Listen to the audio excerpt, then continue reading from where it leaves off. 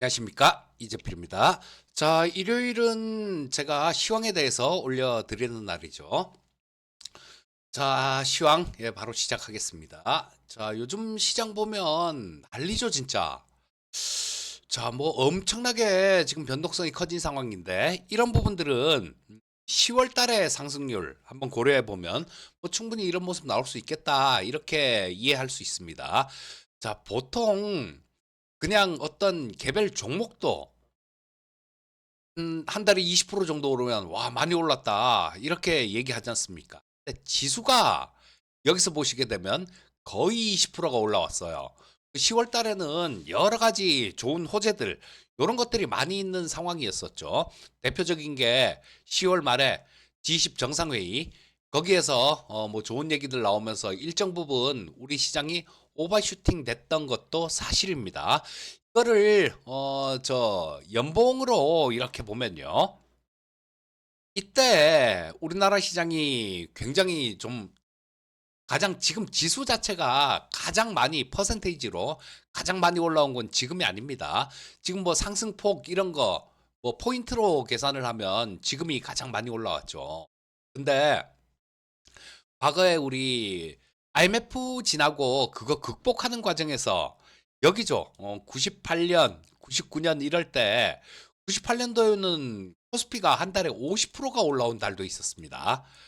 자, 그리고 뭐 30%씩 이렇게 올라오던 그런 달이 있었으니까. 근데 이때하고 지금은 비교하기가 좀 어렵죠. 이때 IMF 지나면서 277.37포인트까지 빠졌었으니까 지금 코스피가 4000포인트잖아요. 그러니까 이때하고 비교하기는 좀 무리가 있습니다.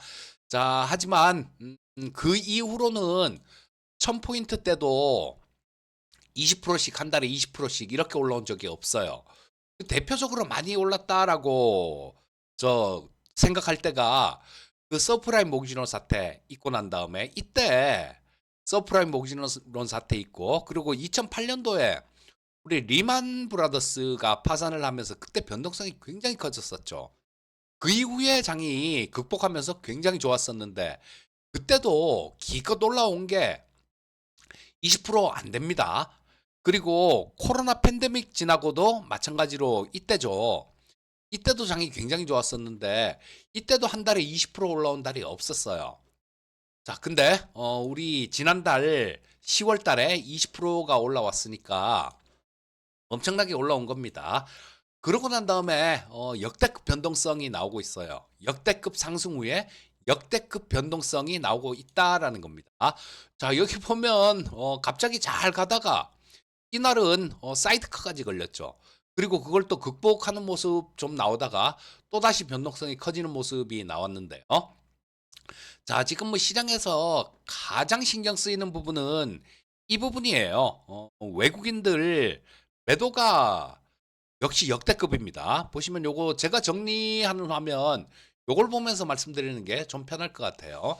제가 요거를 이 계속 정리를 합니다. 계속 정리를 하는데, 자, 좀 작나요, 화면이? 좀 크게 키워놓고, 크게 키워놓으면, 자, 요거를 이렇게 하면, 뭐 이쪽에 거는 잘 안 보여도 되죠. 수급만 볼 거니까. 좀 더 잘 보이실 겁니다. 자, 이때 우리 작년에 주가가 좀, 외국인들이 작년 하반기에 많이 팔았습니다. 자, 보시면 이때 작년 8월 달 정도부터 외국인들 매도가 나오기 시작하더니 코스피에서 2조 8천억, 뭐 7조 9천억, 4조 7천억 쭉 매도를 하다가 4월 달에 9조 5천억까지 매도를 했었죠. 자, 이때 굉장히 많이 매도를 했었는데, 이 9조 5천억 매도할 때 이때는 그 뭐 우리 그 헌재에서 그 탄핵, 대통령 탄핵 선고되고, 자, 이전에 되게 많이 팔았습니다. 그러면서 또 그 트럼프가 또 막 그랬었죠. 그 관세에 대해서 중국에 140%를 때리네, 150%를 때리네. 막 그러면서 시장이 굉장히 불안했던 때예요. 자, 이때 이렇게 매도를 하고 지금 한 달간 매도 규모를 보게 되면요.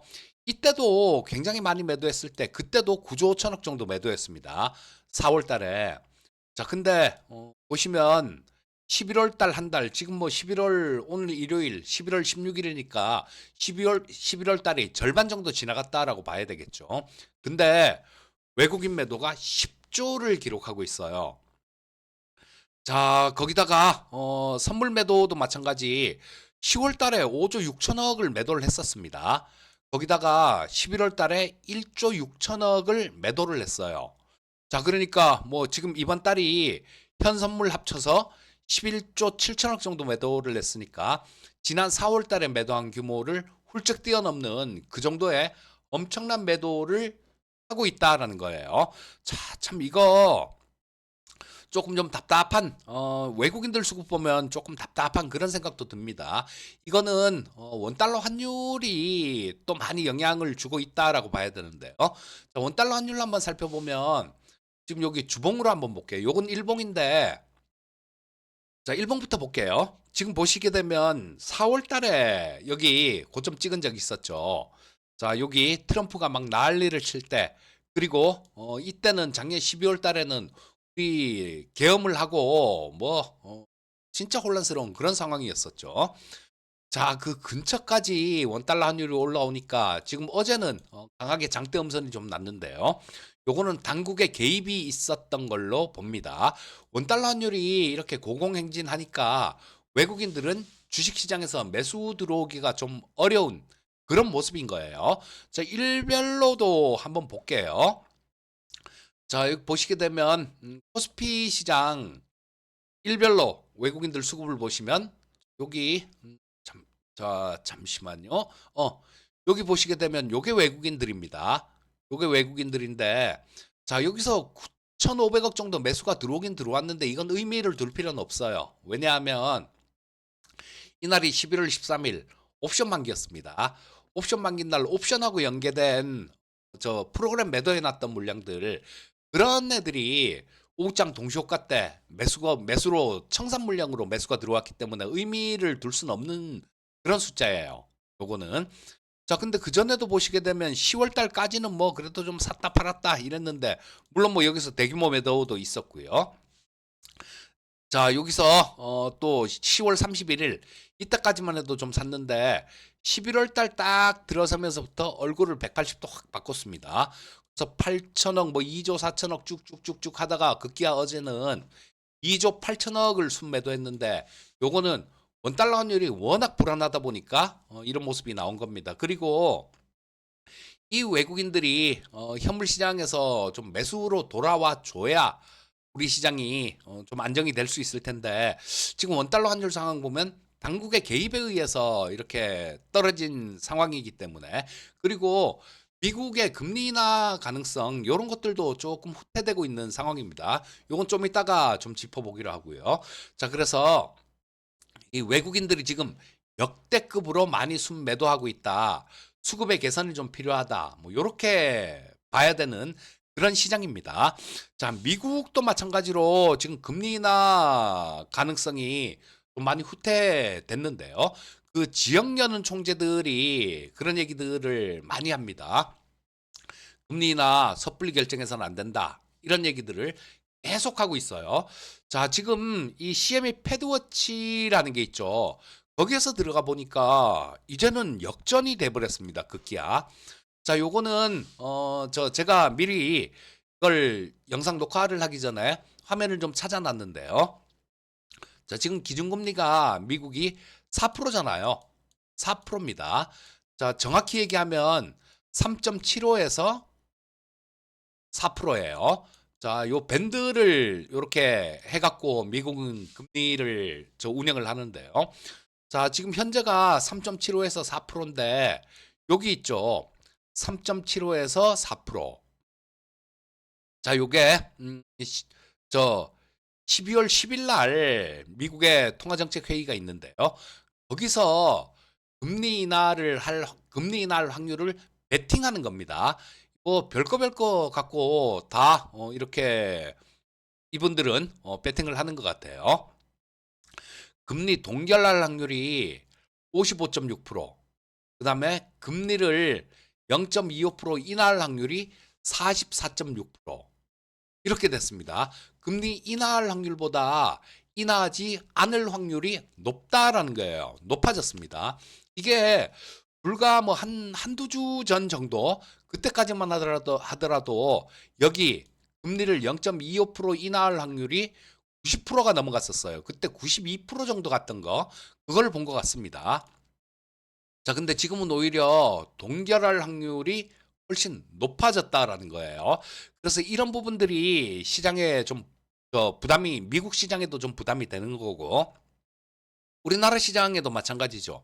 자, 미국이 금리를 인하하게 되면 달러 가치가 떨어지겠죠. 그러면서 우리나라 원화는 강세로 가면서 원달러 환율이 좀 내려갈 가능성이 많은데 지금 같은 경우는 금리 인하를 하지 않을 확률이 더 높아지면서 달러 강세 요인으로 작용할 수 있는 거죠.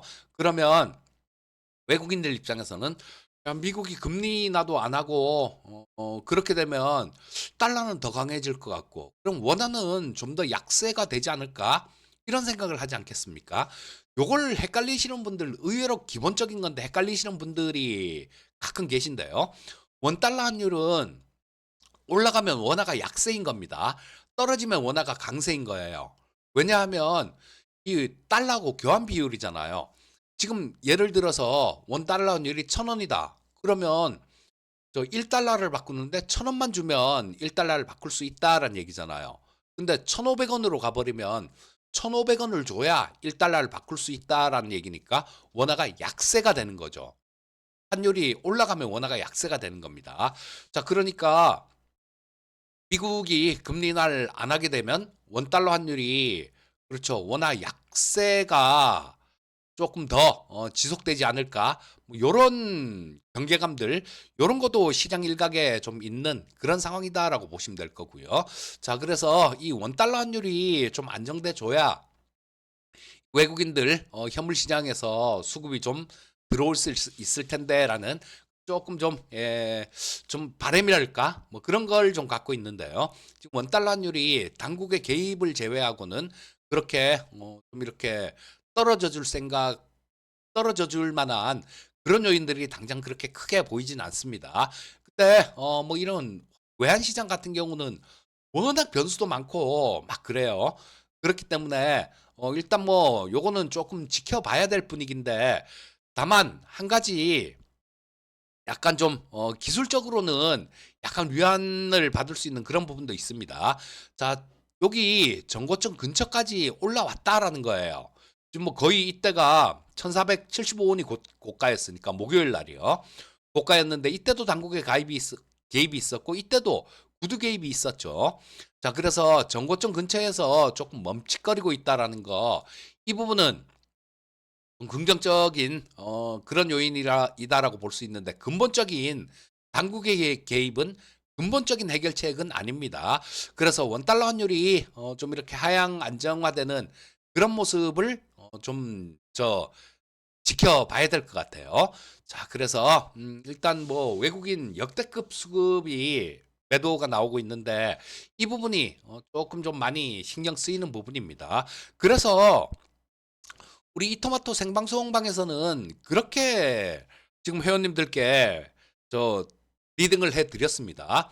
자, 보시면 우리 올해 들어서 뭐 9월달, 10월달 이런 때는 주식을 갖고 있는 거를 안 팔았어요. 그냥 꽉 쥐고 있었습니다. 뭐 보유하고 있는 게 좀 많이 튀어 올라가더라도 그냥 좀 웬만하면 들고 있었어요. 근데 이때도 마찬가지 제가 회원님들께 어떤 말씀을 드렸냐면 워낙 TV 방송에서도 그런 얘기를 말씀을 드렸었고요. 워낙 강하게 치고 올라오는 시장입니다. 이런 시장에서는 이렇게 강하게 확 치고 올라오는 시장에서는 부러져도 한 번에 부러지는 법은 없습니다. 즉 이렇게 가다가 뚝 부러지는 경우는 없죠. 이런 경우는 없습니다. 그래서 이때는 이거는 반등 나오는 되돌림 나오는 흐름이에요. 라는 말씀을 드리면서 그냥 주식을 다 갖고 있었어요. 자, 이렇게 쭉 치고 올라왔다가 지금 첫 번째 하락하는 거 이건 별로 그렇게 무섭지가 않아요. 근데 두 번째 이렇게 올라오다가 전고점 돌파를 못하고 쭉 밀리게 되면 이게 무서운 겁니다. 이게 무서운 건데 그래서 금요일 아침에는 뭐 저 지수 자체는 좀 빠져서 출발했죠. 근데 종목들을 보면 한 뭐 1%에서 2% 정도, 그 정도 하락으로 대부분의 종목들이 출발했어요. 자, 그래서 금요일 날 우리 생방송방에서는 현금을 조금 만들어 놨습니다. 저 두 종목 정도를 팔아서 현금을 좀 만들어 놨는데, 이거는 그런 거예요. 자, 여기서 좀 이 아까 말씀드렸듯이 여기서 고점 돌파 못하고 밀리는 시장은 좀 아플 수 있습니다. 자, 근데 그런 이유도 있고요. 또 그런 게 있죠. 지금 이제 포트폴리오를 이런 조정받는 구간, 이런 구간에서 포트폴리오를 좀 정비할 필요도 있습니다. 자, 그래서 지금 저 나중에 보게 되면 이제 좀 있으면 뭐 11월 27일 날 누리호 발사도 있고요. 그리고 11월에서 12월 정도, 이때는 국회에서 3차 상법 개정안, 그다음 세법 개정안, 이런 부분들도 국회에서 통과가 시키려고 그렇게 예정하고 있다 그러죠. 자, 그렇기 때문에 여기에 맞는 종목들을 공략을 해도 되고, 또 1월 달에는 CES라는 게 있죠. CES라는 게 있습니다. 그래서 1월 달에 이 CES하고 관련될 수 있는 종목들, 이런 종목들도 12월 달에는 매수를 들어가야 돼요. 자, 그래서 뭐 시장에 좀 이게 좀 변동성이 크기 때문에 회원님들이 조금 불안감을 느낄 수 있어서, 저는 회원방에서는 한 두 종목 정도를 팔아서 현금을 만들어 놓은 겁니다. 자, 요거는 그냥 치고 올라가면요. 그냥 치고 올라가면, 이거 뭐 치고 올라올, 그냥 바로 막 이렇게 강하게 치고 올라오려면 그 외국인 수급이 좀 바뀌어줘야 되겠지만, 자, 뭐 월요일 날도 좀 면밀하게 관찰해 볼 필요가 있을 것 같습니다. 외국인 수급이 뒷받침되지 않으면, 그쵸? 조금 좀 변동성도 좀 더 이어질 가능성, 요런 것도 있다라고 보셔야 되고요. 자, 그래서 뭐 여러 가지 차원에서 일단 현금을 좀 만들어 놨는데, 이거 현금 없이 주식시장을 좀 하락하는 그런 걸 맞게 되면요, 진짜 멘탈이 나갑니다. 그러다 보면 나중에 진짜 사야 될 때, 그때 쫓아가면서 주식을 매도하는 그런 우를 범할 수 있어요. 그리고 이 시장에 대해서는요, 저는 변동성 부분들은 있다라고 보는데, 일단 뭐 아까 서두에 말씀드렸듯이 너무 크게 올라왔어요. 올해 들어서 이 코스피 시장 얼마나 오른지 아십니까? 70%가 넘게 올랐어요. 한 72% 정도 올라왔습니다. 지수가 72% 올랐다라는 거예요. 자, 뭐 그러면 단기간에 좀 많이 올라왔다라는 거. 물론 이게 72% 올라왔다고 거품이다 이렇게 보진 않아요. 왜냐하면 제가 지난번 영상인가 그 전 영상인가, 하여튼 각국별로 주가가 올라온 거, 이거를 올해 초 대비해서 또 작년 1월 달 대비해서 그 보여드린 게 있죠. 제가 정리하는 화면 보여드린 게 있을 겁니다. 거기서 보면 이제 키 맞추기를 했을 뿐이에요. 그렇기 때문에 이걸 거품이다 이렇게 논할 수는 없습니다. 하지만 단기간에 좀 너무 올라왔기 때문에 이 매물들, 이런 것들을 소화할 시간들, 이런 것들은 좀 필요하다라는 거예요. 뭐 근데 시간이 좀 지나면 이 부분은 분명히 극복이 된다라고 봅니다. 여기서 이렇게 좀 갔다가 밀리더라도요. 뭐 월요일 같은 경우는 미국 시장이 나스닥이 급락 출발했다가 조금 양선을 뽑았으니까, 월요일 같은 경우에는 조금 뭐 플러스로 출발할 수도 있을 것 같아요. 근데 거기서 쭉 뻗어가면서 이거를 전고점을 돌파해 주지 못하는 그런 상황에서는 일단은 조금 시장은 그렇게 저 많이 긍정적으로 보기는 어렵다라고 뭐 그런 생각이 듭니다. 일단 이걸 돌파를 하게 되면 그때는 입장을 바꿔야 되겠지만, 지금 현재 상황에서는 그렇다라는 얘기예요. 자, 월요일 날은 우리나라 시장 같은 경우는 조금 나올 수 있다라고 봐요. 왜냐하면 지금 나스닥 차트를 한번 보여드리면 이런 모습이죠. 그것도 장 초반에 시가에 뭐 한 1.46% 정도 하락 출발했다가 1.9%까지 밀렸다가 플러스로 마감했습니다. AI 버블론이 좀 있죠. AI가 거품이다 뭐다. 뭐 조금 큰 틀에서 본다라면 이거는 맞지 않는 얘기다라고 봐요. 자, 근데 저 지금 최근 들어서는 또 어떤 얘기가 나오냐면요. AI 칩에 대해서 감가상각을 빨리 해야 되는데 이게 너무 늦다라는 그런 지적이 또 있어요. 보통 보면 엔비디아 칩에 대해서 이거를 한 6년 정도는 사용할 수 있다. 이렇게 보고 감가상각을 하거든요. 근데 빅테크 기업들 쪽에서 나오는 그런 얘기들이 그런 얘기들을 합니다. 그 6년 못 쓴다. 훨씬 더 빨리 이게 감가상각이 된다. 이런 얘기들이 오고 가고 있어요. 나오고 있습니다. 마이크로소프트에서도 진짜 최저는 2년 정도 뭐 원활하게 쓸 수 있다. 이런 분석까지도 좀 하고 있으니까 물론 일부에서 나오는 얘기들입니다. 요런 게 AI 거품론에 불을 조금 저 거품론을 크게 키우는 그런 역할을 할 수 있는 그런 상황들이 지금 되고 있다라는 거예요. 자, 근데 우리나라 시장은 삼성전자하고 SK하이닉스가 시가총액이 뭐 절대적인 비중을 차지하고 있죠. 근데 미국 쪽에서 마이크론 테크놀로지가 상당히 강했어요. 4.17% 정도 마이크론 테크놀로지가 상승 마감했는데요. 이 마이크론 테크놀로지는 삼성전자하고 SK하이닉스 그리고 마이크론 테크놀로지 세 종목이 글로벌 메모리 시장을 그냥 거의 이 세 종목이 다 잡고 있는 그런 시장이 메모리 시장이죠. 그 중에서도 삼성전자가 저 32기가 DDR5 제품을 9월 달에 비해서 11월 달 제품 단가를 60%를 인상했다 그래요. 자, 이거 디램 공급 부족 현상이 심각하다는 얘기입니다. 자, 그러니까 이 마이크론 테크놀로지 같은 경우도 실적에 대한 기대감들 이런 것들이 생기게 되는 거죠. 그 이후로 이 마이크론 테크놀로지가 한 4.1% 정도 올라왔으니까 요거는 금요일 날 우리나라 시장에선 반영이 안 된 얘기니까요. 요거는 월요일 날 좀 반영이 될 수 있겠죠. 자, 그런 이유로 뭐 삼성전자 같은 종목들 요런 종목들은 삼성전자나 SK하이닉스 같은 종목들 요런 종목은 월요일 날 아침에 좀 좋은 출발을 보일 수 있을 겁니다. 자, 이런 부분들 때문에 뭐 우리나라 시장은 월요일 아침장에서는 좀 반등 시도도 있고 그런 모습일 겁니다. 자, 근데 전체적으로는 그쵸. 뭐 이 미국 시장 같은 경우도 조금 오후장 들어서는 장 막판에는 조금 상승폭을 반납한 그런 부분들이 있어요. 자, 나스닥인데 여기서 급락 출발했다가 플러스 왔다가 자, 장 마감 무렵에는 또 조금 한 시간을 남겨놓고 조금 밀리는 모습이죠.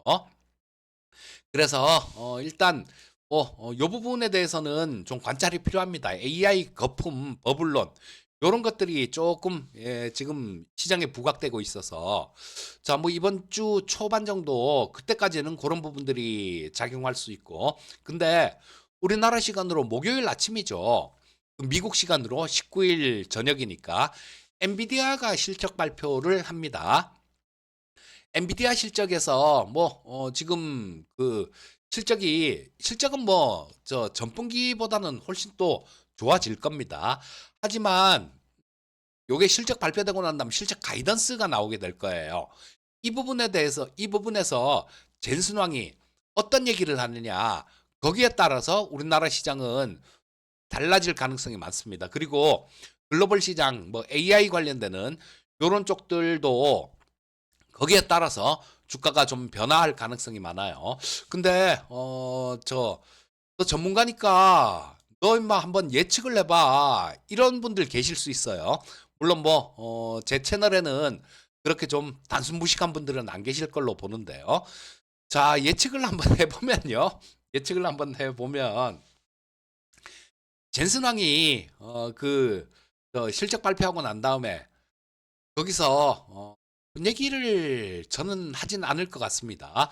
그리고 중국 쪽 요런 쪽에 그 매출 같은 경우는 전분기에도 없었어요. 없었기 때문에 향후에도 뭐 이것 때문에 이번 실적에 안 좋은 영향을 받았을 것 같지는 않고 향후에도 지금 그런 얘기들을 하잖아요. 아마존하고 뭐 이런 회사들이 미국 정부에 그 GPU 수출 통제, 엔비디아 칩 수출 통제하는 거, 우리는 찬성일세. 이런 얘기를 합니다. 그러면서 이유가 뭐냐면요. 야, 우리 쓸 것도 없는데 뭔 중국이냐. 이런 얘기를 하고 있어요. 그리고 향후에는 또 이런 부분들이 될 수 있죠. 우리나라만 하더라도 젠슨 왕이 GPU 26만 개를 우선 공급하겠다라는 얘기를 하죠. 이 부분이 이런 부분들이 뭐 젠슨 왕이 아무리 우리나라에 공짜로 주겠습니까? 그건 아니에요. 그건 아니고 어차피 매출인 겁니다. 근데 우리나라 입장에서도 좋은 거죠. 이거 돈을 줘도 못 사는 칩이 GPU 지금 뭐 우리나라 블랙웰 같은 것들 이런 것들 지금 최신 버전이 블랙웰이고 그 다음이 루빈인데요. 블랙웰이나 루빈 요런 급으로 우리나라에 우선 공급하기로 했으니까요. 자, 젠슨왕 같은 경우도 마찬가지가 되겠죠. 이런 것들 우리나라에 공급하는 그런 부분들도 있을 거고 수출을 할 수 있는 해외 쪽에 팔려면 얼마든지 판로가 많아요. 그래서 이런 부분들에 대한 얘기들도 좀 이렇게 할 수 있는 거고 자, 뭐 실적 전망치나 향후 가이던스나 실적이 얼마나 잘 나오느냐 이거보다 가이던스가 얼마나 잘 나오느냐 이게 훨씬 더 중요할 수 있습니다. 자, 그래서 뭐 요런 부분들 따져보면 우리나라 시간 목요일 새벽에 엔비디아 실적 발표하고 난 다음에는 그 AI에 대한 AI 거품론에 대한 이런 부분들이 좀 더 줄어들 가능성도 많아 보입니다. 자, 그러니까 이번 주 같은 경우는 주 초 중반에는 조금 고생을 할 수 있겠지만 뭐 주 후반으로 가면 괜찮은 모습이 나올 수 있겠다. 이렇게 보시면 될 것 같고요. 이 외국인들의 수급이 굉장히 중요합니다. 지금 이미 엄청나게 많이 팔아놓은 상황이기 때문에 10조 이상을 팔았어요. 코스피 시장에서만. 자, 뭐 그리고 뭐 이 선물 시장도 1조 6천억 정도를 팔았으니까 이 외국인들 매도가 조금 진정되는지 그 부분 좀 살펴보시면 될 것 같고 이게 전부 다 현금으로 보유하고 있을 경우에는 변동성의 멘탈이 나갈 수 있습니다. 그러니까 주식시장에서는 돈이 없어서 주식을 못 사는 거지 좋은 주식이 없어서 못 사는 경우는 없습니다. 자, 그러니까 뭐 100%다 현금이신 분들 같은 경우는 종목별로 조금 좀 정리를 해서 현금을 좀 만들어 놓고 편안하게 주식을 보는 것도 좋은 방법일 거다. 요렇게 조언 드리겠고요. 그리고 그 돈으로는 시장이 조금 뭐 안정이 되면 주식 살 종목들 많습니다. 자, 뭐 그렇게 보시면 될 것 같습니다. 자, 오늘은 또 요 정도까지 해야 될 것 같네요. 항상 성공 투자하시고요. 저는 다음에 또 뵙도록 하겠습니다. 감사합니다.